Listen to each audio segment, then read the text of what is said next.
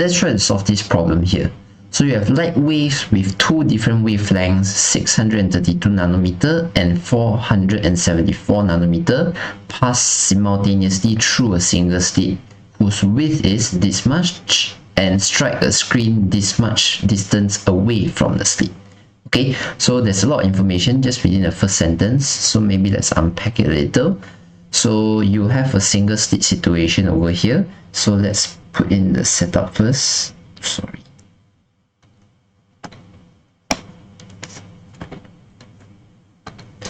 Okay, so single slit situation.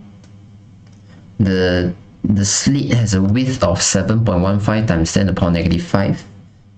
So that would be your A. A is equals to 7.15 times 10 power negative 5 meter. Then at a distance of 1.2 meter away, you are going to find your screen. Okay, the screen is 1.2 meter away. So let's place the screen somewhere around here. And usually I will draw a middle line to indicate where will be the center maxima later. Okay, so this is slit, this is screen, and the distance between the slit and the screen is 1.2 meter.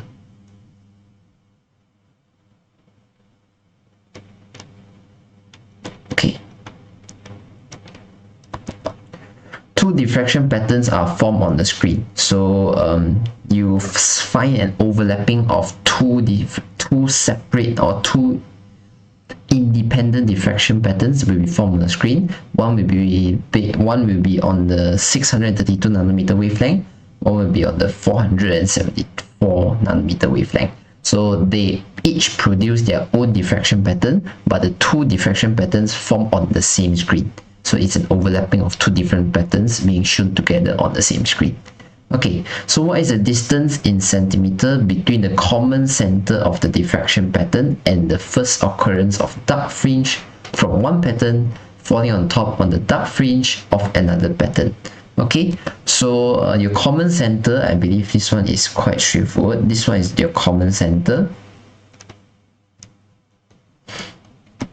Okay, so they want you to find the distance from this common center of the diffraction pattern to the first occurrence of dark fringe from one pattern falling on top of the dark fringe from the other pattern. So at a distance away, let's say some distance away, let's say maybe here, you see that a dark fringe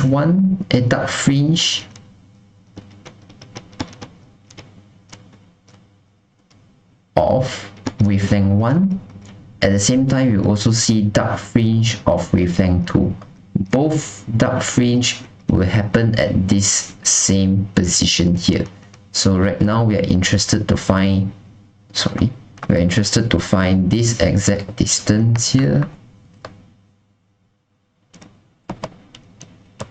Yeah, we are trying to find what is this distance here in which we can find both of these dark fringe overlapping each other.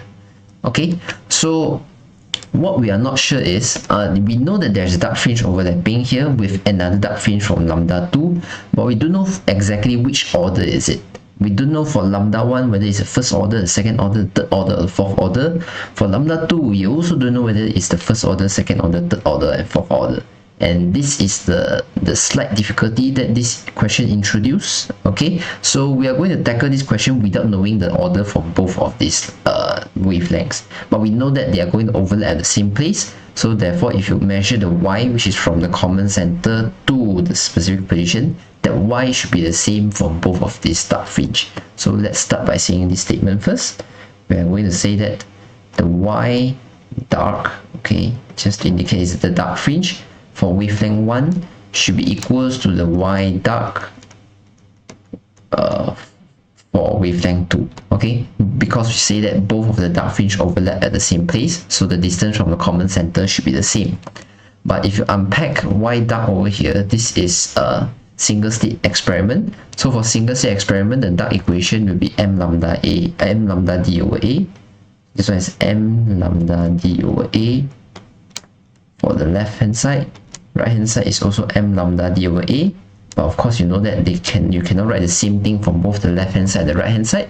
you have to be able to differentiate between lambda 1 and lambda 2. So we have to indicate this is lambda 1, this is lambda 2. You use the same distance from the slit to the screen, which is 1.2 meter.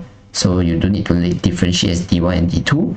You're using the same slit, so the slit width should still be the same. So it's the same A1 and A2, so we don't need to differentiate it. But it is not necessarily true that if lambda 1 is on the 5th order, lambda 2 must be on the 5th order as well. They didn't specify that they have to be on the same order. They just say that there are 2 dark fringe from each wavelength that overlap at the same place. But it doesn't mean by they have to be on the same order. Since they don't restrict it to the same order, we have to differentiate it because they might be different M. So we have to differentiate as M1 and M2. Okay, so once you reach this step, because you have the same distance from slit to screen and you have the same slit width, so your D and A on both sides can be cancelled. So now your equation should be left with M1 lambda 1 is equals to M2 lambda 2. Of course, we do know M1 and M2, but we know lambda 1 and lambda 2. So maybe we can start with a substitution of lambda 1 and lambda 2. So M1 over M2 should be equals to lambda 2 divided by lambda 1. So it should be equals to lambda 2 is 4.74. Okay, 474 times 10 to the power negative 9. Okay, lambda 1 should be equals to 632 times 10 to the power negative 9. Okay, over here I'm making an assumption that this is lambda 1. I'm making another assumption that this is lambda 2. Okay, so this is the ratio that we have over here. So now we need to be clear of the idea that M1 and M2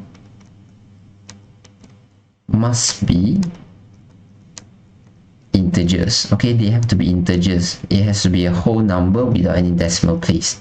So if you find the ratio already and you convert it into a fraction where the denominator and the numerator are both whole number, okay, you can key it into your calculator and you generate an output in the form of a fraction. Okay, if it's in decimal, you can press a button to change it to fraction so that you can find the ratio between M1 and M2.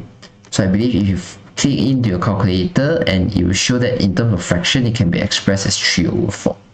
Okay, so if you can express it in terms of 3 over 4, you can say that M1, the ratio of it to M2 will be equals to 3 to 4. In other words, you can find the first occurrence of this overlap here. M1 will be equals to 3, but M2 will be equals to 4. Okay, so you can sketch the situation here on this diagram over here. It's going to take a bit of time to sketch it, so yeah, just right along. Okay, so I want the third dark fringe for the wavelength number 1. So wavelength number 1, the third dark fringe. Yep. Okay, so this is your first diffraction pattern. I'm only drawing it for one side only, okay, just to illustrate the situation. Okay, for the second light, it should be the 4th dark fringe. So I'm going to split into 4 boxes. Okay.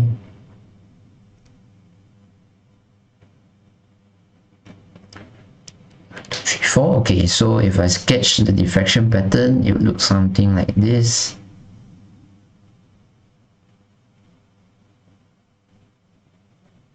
Okay, so if you count the dark fringes, if you count in terms of M has to start from 1, right? For diffraction, M has to start from 1. So this one will be 0, 1. Okay, M has to start from 1. Why did I label 0? Okay, M has to start from 1 from diffraction. So this is 1, this is 2, this is 3. Okay, whereas for lambda 2, you have to start from 1 as well. So this is the first dark fringe, second order dark fringe, third order dark fringe, fourth order dark fringe. So you can see here that the third order dark fringe, okay, the third order dark fringe for lambda 1 is overlapping with the fourth order dark fringe for lambda 2. So this is the kind of pattern that you should be expecting and the overlap happened for the first time between two dark fringe over here. Okay, you can see that none of the dark fringe overlap, and this is the first time the dark fringe from both wavelength overlap. Okay, so let me extend it to show where's the center also. Okay, so this is the pattern that we have. We have M1 is equals to 3, we have M2 is equals to 4, and this is the situation we have. But if you look at the question is not asking for M1 and M2. They're asking for the distance between the common center of the diffraction pattern and the first occurrence. So this is the Y they're looking for. So we can find Y over here by using either the left hand side or the right hand side. So over here I'll be using the one of the side. Okay, just one of the side will do. Okay, so let's continue. So we can find Y dark for lambda 1 will be equals to, in this case, 3 lambda 1d over A. Okay, so substitute 3 lambda 1, our lambda 1 is 632.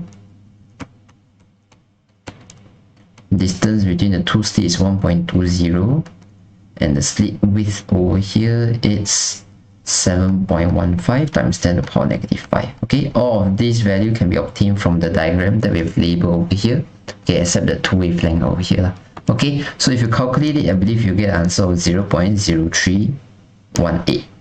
So this is a distance from the common center to the place where the two dark fringes overlap for the first time.